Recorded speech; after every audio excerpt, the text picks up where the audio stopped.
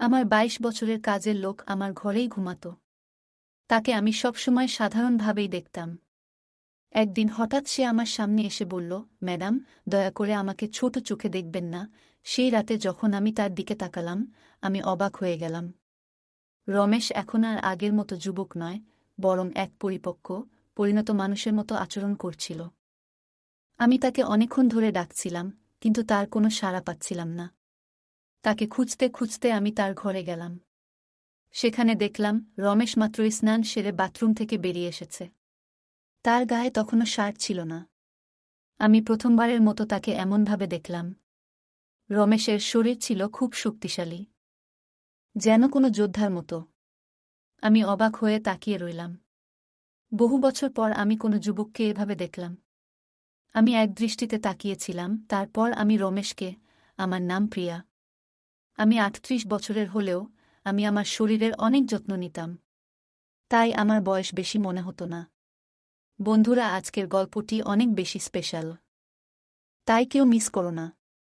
আর দয়া করে গল্পগুলো ভালো লাগলে ভিডিওটি লাইক, শেয়ার এবং চ্যানেলটি সাবস্ক্রাইব করো প্লিজ।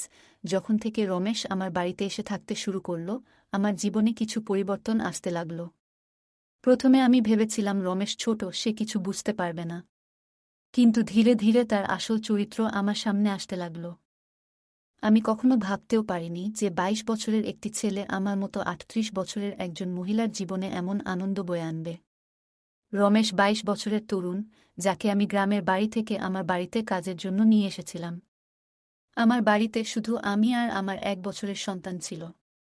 যখন আমি কাজে যেতাম, রমেশ আমার সন্তানের যত্ন নিত এবং সে আমার বাড়িতেই থাকত। আমি বিয়ে না করেই মা হয়েছিলাম। আমার প্রেমিক আমাকে বিয়ের প্রতিশ্রুতি দিয়ে আমার সঙ্গে প্রেমের অভিনয় করেছিল। যখন আমি গর্ভবতী হয়ে গেলাম, আমি তার বাড়িতে গেলাম এবং সেখানে গিয়ে দেখি যে তার বিয়ে হচ্ছে। সে আমার সঙ্গে প্রেমের অভিনয় করেছিল, কিন্তু শেষমেশ অন্য একটি মেয়েকে বিয়ে করে ফেলেছিল। আমার গর্ভে যে সন্তান ছিল, তাকে নষ্ট করার ইচ্ছে আমার হয়নি। যখন আমি ভাবলাম গর্ভপাত করাবো, তখনও অনেক দেরি হয়ে গিয়েছিল, কারণ আমি তখন প্রায় ৫ মাসের গর্ভবতী ছিলাম। আমার বাবা মা আমাকে এবং আমার সন্তানকে গ্রহণ করতে অস্বীকার করলেন। তাই আমি একাই থাকতে শুরু করলাম। কিছু মাস আগে আমি আমার গ্রামের বাড়ি গিয়েছিলাম আমার দাদার ৯০তম জন্মদিন উদযাপন করতে। আমার দাদু আমাকে সেই বিশেষ দিনের জন্য নিমন্ত্রণ পাঠিয়েছিলেন, তাই আমি গ্রামে গিয়েছিলাম। সেখানে আমার ছেলেকে শুধু আমার দাদাই ভালোবেসে কোলে তুলে নিয়েছিলেন। আমার ছেলে কুনাল তার সঙ্গে খেলছিল, এমন সময় অফিস থেকে আমার ফোন এলো। কিছুক্ষণের জন্য ফোনে কথা বলার জন্য আমি বাইরে গেলাম। আমি যখন বাইরে থেকে ফিরে এলাম, দেখলাম আমার ছেলে কুনাল আর দাদার কাছে নয়, বরং বাড়ির এক কর্মচারীর কাছে ছিল। আমি লক্ষ্য করলাম কুনাল সেই কর্মচারীর সঙ্গে বেশ আনন্দের সঙ্গে খেলছে। আমি আমার সন্তানকে তার কাছ থেকে নিয়ে চলে যাওয়ার প্রস্তুতি নিচ্ছিলাম, তখনই সেই কর্মচারী আমাকে থামিয়ে বলল, ম্যাডাম, আমাকে একটু সাহায্য করবেন? আমার টাকার প্রয়োজন নেই, আমার কাজের প্রয়োজন। সে নিজেকে পরিচয় দিয়ে বলল, আমি রমেশ। আমি আগে এই বাড়ির গবাদি পশুর খোয়ারের দেখাশোনা করতাম, কিন্তু এখন বড় সাহেব গবাদি পশু বিক্রি করার কথা ভাবছেন। যদি আপনার কাছে কোনো কাজ থাকে, দয়া করে আমাকে দিন, আমার খুব প্রয়োজন। আমার বাবা মাও দিনমজুরি করেন, তাই আমার কাজের খুব প্রয়োজন। তখন আমি বললাম, আমার সন্তানের যত্ন নেওয়ার জন্য একজনের প্রয়োজন। কিন্তু এর জন্য তোমাকে শহরে যেতে হবে। আমি এই কাজের জন্য তোমাকে প্রতি মাসে ৭,০০০ টাকা দেব। রমেশ আমার প্রস্তাব শুনে শহরে আসতে রাজি হয়ে গেল। কুনাল তার সঙ্গে বেশ ভালোভাবে থাকত। এটা দেখে আমি রমেশকে আমার বাড়িতে নিয়ে আসার সিদ্ধান্ত নিলাম। রমেশ তখন থেকেই আমার বাড়িতে থাকত। সে বলেছিল প্রতি ৪ মাস পর পর যখন কিছু টাকা জমা হবে, তখন সে তার গ্রামে ফিরে যাবে।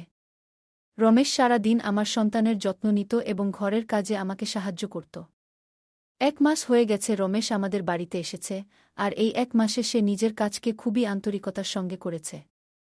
তাকে আমার খুবই ভালো লাগত। রমেশের যত্নে আমার সন্তানের স্বাস্থ্যের উন্নতি হতে শুরু করেছিল এবং আমি অবাক হয়ে দেখলাম যে আমার ছেলে কুনাল, যে আমাকে আগে অনেক বিরক্ত করত, এখন রমেশের হাত থেকে খুব ভালোভাবে খাবার খাচ্ছে। আমি রমেশকে আমার বাড়িতে থাকার জন্য একটি আলাদা ঘর দিয়েছিলাম। একদিন রাতে আমার ছেলে খুব কাঁদছিল এবং কিছুতেই থামছিল না। তার কান্নার শব্দ শুনে রমেশ আমার ঘরে এসে কুনালকে আমার কাছ থেকে নিয়ে নিল। রমেশের কাছে যেতেই আমার ছেলে কুনাল একদম শান্ত হয়ে গেল। রাত অনেক হয়ে গিয়েছিল, কুনাল রমেশকে ছেড়ে দিতে চাইছিল না, তাই আমি রমেশকে আমার ঘরেই থেকে যাওয়ার জন্য বললাম। সেদিন আমি অনেক সুন্দর একটি পোশাক পরেছিলাম। সে আমার কথায় রাজি হয়ে গেল। সকালে আমি ঘুম থেকে উঠলাম, তখন দেখি কুনাল রমেশকে জড়িয়ে ধরে ঘুমাচ্ছে। সেই দৃশ্য দেখে আমার মনে হল, রমেশ সত্যিই আমার সন্তানের জন্য একজন আদর্শ দেখাশোনাকারী হয়ে উঠেছে। সেই রাতের পর থেকে রমেশ কুনালের জন্য আমার ঘরেই থাকতে শুরু করল। রমেশ আসার পর সবকিছু ঠিকঠাক চলছিল, আর তার কাজের প্রতি আন্তরিকতা দেখে আমি বেশ খুশি ছিলাম। ছুটির দিনে আমি রমেশকে নিয়ে শপিং মলে গেলাম। সেখানে আমি তার জন্য সুন্দর কিছু পোশাক কিনলাম এবং সেলুনে গিয়ে তার নতুন হেয়ার স্টাইল করিয়ে দিলাম। রমেশ দেখতে ভালো ছিল, কিন্তু সে সবসময় খুব সাধারণভাবে থাকত। সেদিন আমি তার পুরো লুকটাই বদলে দিয়েছিলাম। নতুন রূপে রমেশকে দেখে আমি নিজেই বিশ্বাস করতে পারছিলাম না যে কাল পর্যন্ত যে একজন সাধারণ কর্মচারী ছিল, সে এতটা স্মার্ট এবং আকর্ষণীয় লাগতে পারে।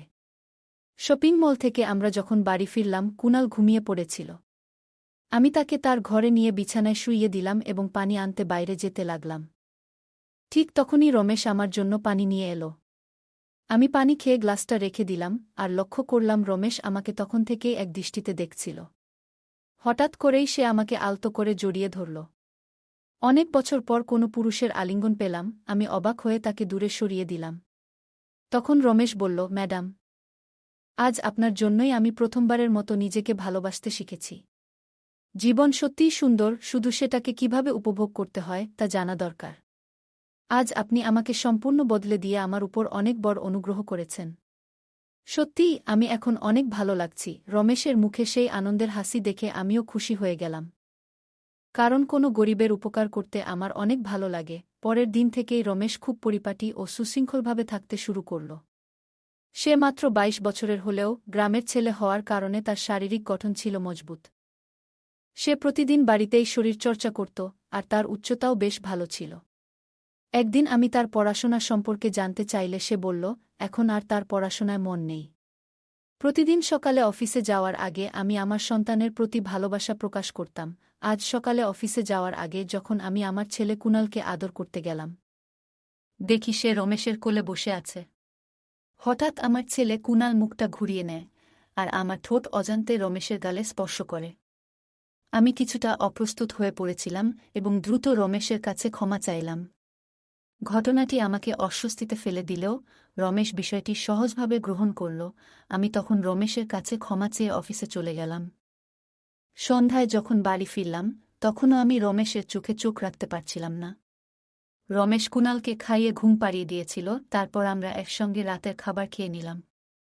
খাওয়ার পর আমি আমার ঘরে গিয়ে ওষুধ খেতে লাগলাম, কারণ আমার মাইগ্রেনের সমস্যা ছিল। ওষুধ খাওয়ার পরও আমার মাথার ব্যথা কমছিল না, তাই আমি মাথা ধরে বসেছিলাম। কিছুক্ষণ পর রমেশ ঘরে এলো। আমাকে এমন অবস্থায় দেখে সে জানতে চাইল কি হয়েছে। আমি বলার পর সে আমার মাথায় ধীরে ধীরে মালিশ করতে শুরু করল। রমেশ এর মালিশে আমার মাথার ব্যথা ধীরে ধীরে কমতে শুরু করল, আর আমি আস্তে আস্তে গভীর ঘুমে ডুবে গেলাম। সেই রাতে আমার ঘুম খুবই ভালো হয়েছিল। পরের দিন আমাদের অফিসে ট্র্যাডিশনাল ডে উদযাপন ছিল। আমি ঠিক করেছিলাম যে সেদিন গুজরাটি পোশাকে সাজব। আমি ঘাঘরা পরেছিলাম, কিন্তু স্কার্টের গিঁট বাঁধতে গিয়ে বেশ অসুবিধায় পড়েছিলাম। আমার কোনো সহায়তা ছিল না, তাই আমি ঘরে কাজ করা রমেশকে ডেকে গিঁট বাঁধতে বললাম। গিঁট বাঁধার সময় তার হাত আমার পিঠের উপর দিয়ে স্পর্শ করছিল। আমি বিষয়টাকে গুরুত্ব দেইনি, কারণ তখন আমার কাছে আর কোনো উপায় ছিল না। প্রস্তুত হয়ে যখন আমি বের হতে যাচ্ছিলাম, তখন রমেশ আমাকে থামিয়ে দিল। রমেশ ঘর থেকে কাজল নিয়ে এসে আমার কানের পেছনে লাগিয়ে বলল, ম্যাডাম, এখন আপনাকে আর কেউ নজর দিতে পারবে না। আপনি সত্যিই খুব সুন্দর লাগছেন। আপনি এমনিতেই অনেক সুন্দর, আর আজকে আরও সুন্দর লাগছেন। তার কথা শুনে আমি হেসে ফেললাম এবং বাইরে বেরিয়ে পড়লাম।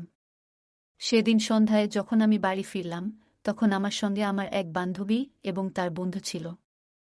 রমেশ সেদিন অসাধারণ খাবার তৈরি করেছিল। আমার বান্ধবী পরের ৪ দিন আমার বাড়িতে থাকার সিদ্ধান্ত নিয়েছিল, আর তার বন্ধু আমাদের সঙ্গে পরের ৩ দিন ছিল। পরের দিন রাতে রমেশ খাবার তৈরি করে আমার বান্ধবী তানিয়া এবং তার বন্ধুকে ডেকে খেতে বলল। কিন্তু তারা নিজেদের ঘরে বসে পানীয় খাচ্ছিল। তানিয়া অনেকটাই পান করে ফেলেছিল এবং খাওয়া ছাড়াই ঘুমিয়ে পড়েছিল, আর তার বন্ধু সুনীল আমাদের সঙ্গে খাবার টেবিলে বসে খেতে শুরু করল। সুনীল আমাকে উদ্দেশ্য করে বলল, প্রিয়া, তুমি তো তানিয়ার থেকেও সুন্দর। সুনীলের কথায় রমেশ তার দিকে রাগী দৃষ্টিতে তাকালো এবং খাওয়া শেষ করে নিজের ঘরে চলে গেল। সুনীলে চলে যাওয়ার পর সে আমার কাছে এসে বলল, ম্যাডাম, আপনার এই ধরনের বন্ধুরা আমার ভালো লাগছে না। তখন আমি রমেশকে ধমক দিয়ে বললাম, আমি তোকে পরিবারের সদস্যের মতো মনে করি, এর মানে এই নয় যে তুই আমার অতিথিদের নিয়ে কিছু বলবি। তোর কাজ হচ্ছে বাড়িতে আসা অতিথিদের সেবা করা, তুই শুধু সেটাই করবি।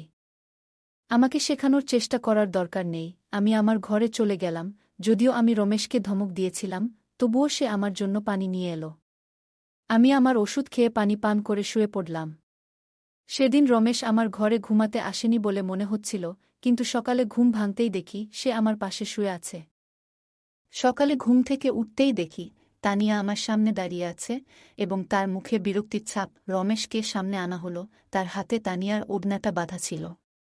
তানিয়া ক্ষুব্ধ কণ্ঠে বলল, তোমার এই গ্রাম্য কাজের লোকটা আমার বন্ধুর হাত ভেঙে দিয়েছে। রমেশ তখন মাথা নাড়ল এবং শান্তভাবে বলল, ম্যাডাম, আমি কিছুই করিনি।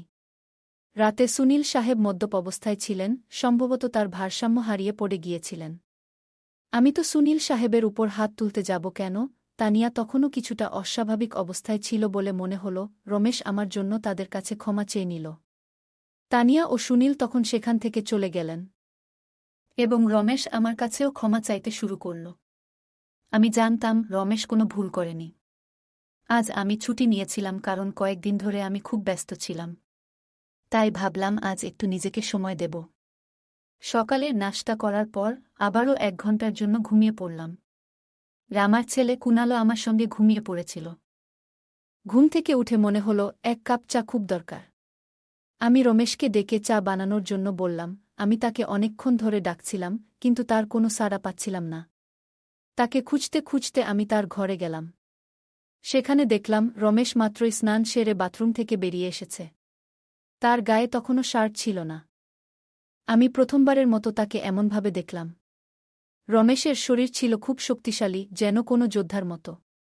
আমি অবাক হয়ে তাকিয়ে রইলাম। বহু বছর পর আমি কোনো যুবককে এভাবে খালি শরীরে দেখলাম। আমি এক দৃষ্টিতে তাকিয়েছিলাম, আমার যেন হুঁশ ছিল না। এই মুহূর্তে রমেশ আমাকে ডাক দিল।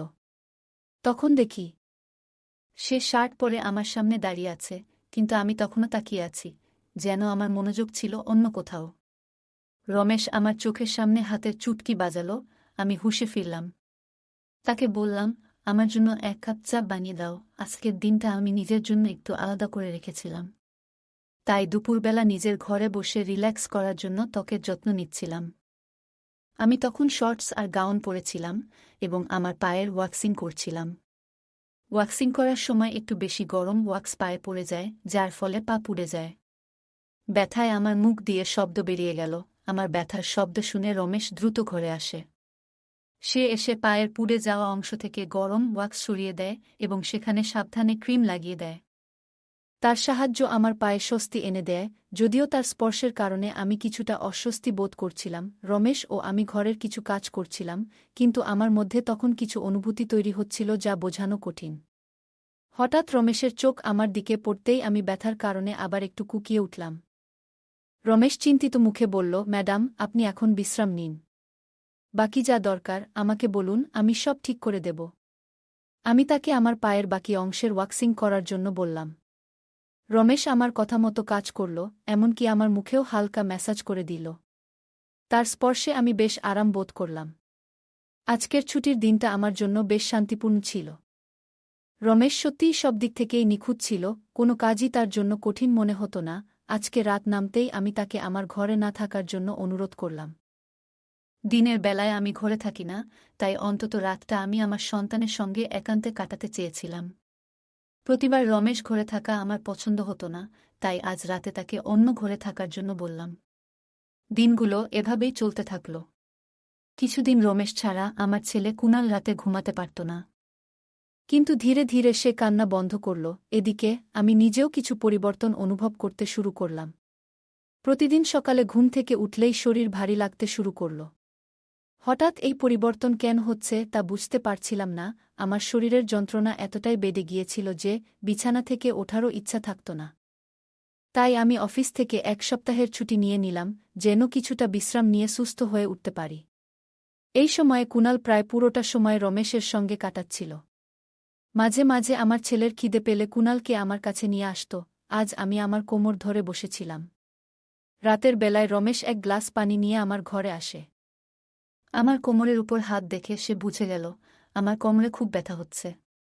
রমেশ বলল, ম্যাডাম, যদি আপনার কোনো আপত্তি না থাকে আমি আপনার কোমরে একটু মালিশ করে দিতে পারি। আমার কোমরের ব্যথা এতটাই তীব্র ছিল যে আমি তার প্রস্তাবে রাজি হয়ে গেলাম। মালিশ শুরু করার আগে আমি ঘরের বড় লাইট বন্ধ করে ছোট্ট জিরো বাল্বটা জ্বালিয়ে দিলাম, যেন পরিবেশটা আরও শান্তিপূর্ণ হয়। রমেশ যখন কোমরে হালকা চাপ দিয়ে মালিশ করছিল আমি বেশ স্বস্তি অনুভব করছিলাম।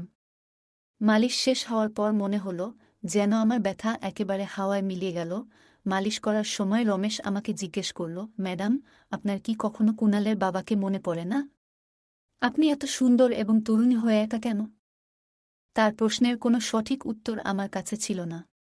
আমি শুধু বললাম, হয়তো এই প্রশ্নের উত্তর আমার কাছেও নেই। সেই মুহূর্তে কথোপকথনটা শেষ হয়ে গেল। রমেশের মালিশে আমার এত ভালো লাগলো যে আমি গভীর ঘুমে তলিয়ে গেলাম। 2 দিন পর এমন একটা দিন আসলো যেদিন আমি আমার প্রিয়জনের সঙ্গে প্রথম দেখা হয়েছিল। সেই দিনটা শেষমেশ এসে গেল। সারাদিন আমি নিজেকে কোনো না কোনো কাজে ব্যস্ত রাখার চেষ্টা করলাম যাতে তার কথা আমার মনে না আসে। কিন্তু রাতের অন্ধকারে তার কথা খুব মনে পড়ছিল। সে এখন আমার সঙ্গে নেই, তবে সে আমার সন্তানের বাবা। কুণালকে দেখলেই প্রতিদিন তার কথা মনে পড়ে। আজ আমি আর আমার আবেগ ধরে রাখতে পারলাম না। ঘরে বসে হঠাৎ কান্নায় ভেঙে পড়লাম। আমার ছেলে আমার পাশে ঘুমাচ্ছিল, কিন্তু তখন আমি সেটাও খেয়াল করিনি। আজ এমনকি আমি আমার ওষুধও খেতে ভুলে গিয়েছিলাম। রাতে রমেশ এক গ্লাস পানি নিয়ে আমার ঘরে ঢুকল। আমাকে কাঁদতে দেখে সে আমাকে পানি পান করাল। আমি কিছুটা স্থির হলে সে আমাকে ওষুধ দিল। আমার কান্নার আওয়াজ শুনে আমার ছেলে কুণাল কিছুটা নড়াচড়া করতে লাগল। তখন রমেশ আমাকে নিজের ঘরে নিয়ে গেল। সেখানে গিয়ে আমি নিজের আবেগ সামলাতে না পেরে হঠাৎ রমেশকে জড়িয়ে ধরলাম। আমার অনুভূতিগুলো যেন বসেছিল না। আমার দুঃখের কারণ শুনে রমেশ নীরবে আমার চোখের জল মুছে দিল। আমি তার কাঁধে হাত রেখে বললাম, আজ আমি তোমার পাশে থাকতে চাই, একটু সান্ত্বনার খোঁজে। রমেশ কিছুটা বিস্মিত হয়ে বলল, ম্যাডাম, আমি তো এসব বুঝি না। তার কথা শুনে আমি হেসে ফেললাম এবং তাকে সান্ত্বনা দিয়ে পাশে বসালাম। সেই রাতে আমি তার ঘরেই ছিলাম। কিন্তু সকালে ঘুম থেকে উঠে দেখলাম সে সেখানে নেই, শুধু তার শার্টটা পরে আছে। বাইরে গিয়ে দেখলাম রমেশ কুণালকে দুধ আর বিস্কুট খাওয়াচ্ছে। আমি আমার ছেলের কথা ভুলে গিয়েছিলাম, কিন্তু রমেশ ভোলেনি। সে আমাদের দুজনকেই খুশি রেখেছিল। রাতের ক্লান্তির কারণে আমি সকালে বেশ দেরি করে উঠেছিলাম। সারাদিন রমেশ আমার সঙ্গে চোখ মিলায়নি। আজ আমার বন্ধু তানিয়া আমার সঙ্গে দেখা করতে এলো। সে রমেশের দিকে একবারও তাকায়নি। রমেশ এসে তাকে পানি দিল এবং তারপর চুপচাপ ঘর থেকে বেরিয়ে গেল। কিছুক্ষণ কথা বলার পর তানিয়া চলে যাওয়ার জন্য তৈরি হল। যাওয়ার সময় সে বলল, যত দ্রুত সম্ভব তোমার কাজের ছেলেটাকে এখান থেকে বিদায় করে দাও। বাইরে থেকে যতটা সরল মনে হয় সে আসলে ততটা সরল নয়। তানিয়ার কথাটা আমি তেমন গুরুত্ব দিলাম না। রোজকার মতোই রাতের খাবার শেষে রমেশ আমার ঘরে এক গ্লাস পানি নিয়ে এলো। সে কুণালকে ঘুম পাড়িয়ে দিয়েছিল। আজ কুণাল হলঘরে দোলনায় ঘুমাচ্ছিল আর রমেশ তার দেখভাল করছিল। আমি ঘরের লাইট বন্ধ করে ঘুমিয়ে পড়লাম। কিছুক্ষণ পরে কুণাল কাদার শব্দে আমার ঘুম ভাঙল। আমি উঠতে যাচ্ছিলাম, তখনই তার কান্নার আওয়াজ হঠাৎ থেমে গেল। তারপর আমি আমার ঘরের দরজা খোলার একটা শব্দ শুনতে পেলাম। আমি চুপচাপ লক্ষ্য করছিলাম। রমেশ আমার ঘরে ঢুকল। সে ধীরে ধীরে আমার কাছে এসে দেখার চেষ্টা করছিল আমি ঘুমিয়ে আছি কিনা। এরপর সে আমার মোবাইলটা তুলে নিল। তার এই কার্যকলাপ দেখে আমি দ্রুত লাইট জ্বালিয়ে দিলাম। আমাকে জেগে থাকতে দেখে রমেশ হতভম্ব হয়ে গেল। আমি তার হাত থেকে মোবাইলটা কেড়ে নিলাম এবং জিজ্ঞেস করলাম, রমেশ, এ কি করছ?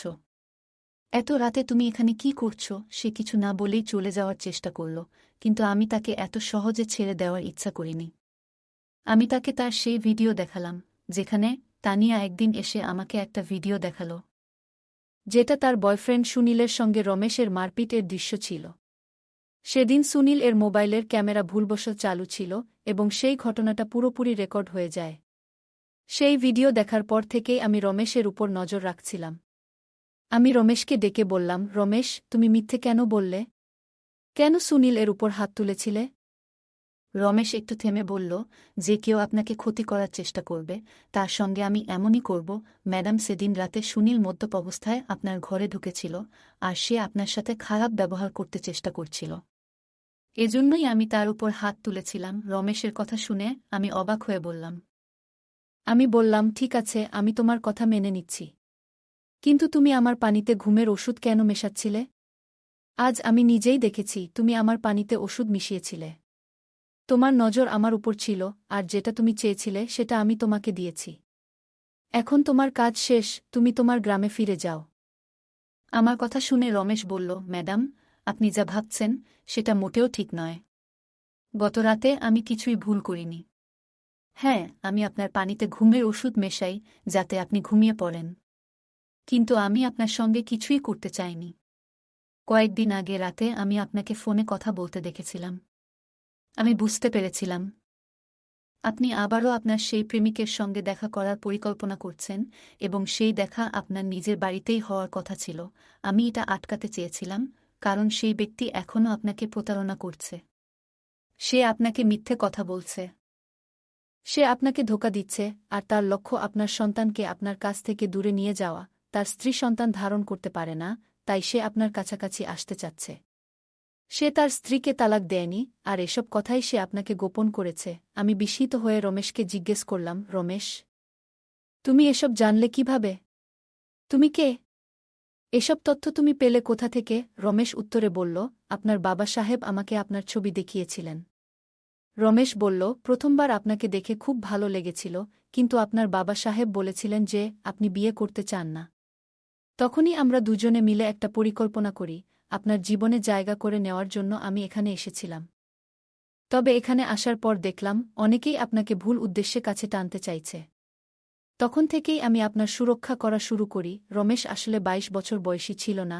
আমার প্রথম সন্দেহ ঠিকই ছিল। সে 30 বছর বয়সী এবং একটি ভালো চাকরি করত। আমার ভালোবাসা জয় করতে সে এত চেষ্টা করেছিল। রমেশ যা বলেছিল সবই সত্যি ছিল।